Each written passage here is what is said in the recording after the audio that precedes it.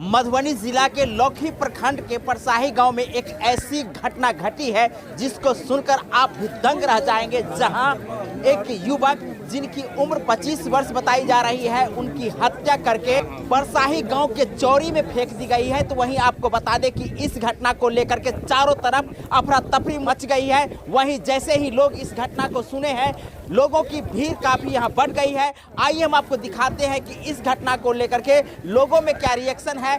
यहाँ जो आप भीड़ देख रहे हैं, ये भीड़ किसी मेला की नहीं बल्कि एक ऐसी व्यवस्था मधुबनी की बन गई है जहां अपराध की ग्राफ बढ़ने के कारण लोगों की भीड़ यहाँ दिख रही है।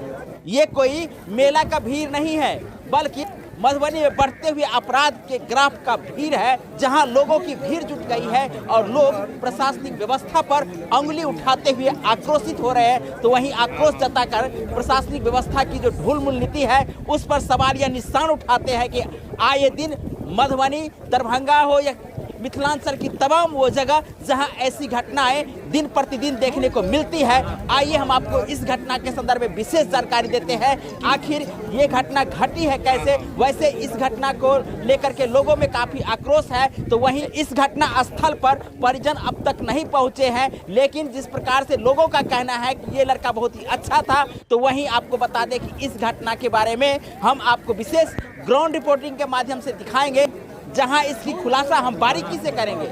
तब तक के लिए हमारे साथ बने रहिए मिथिला दस्तक के धाकर न्यूज के साथ और इसी प्रकार देखते रहिए मिथिला दस्तक की धाकर कवरेज।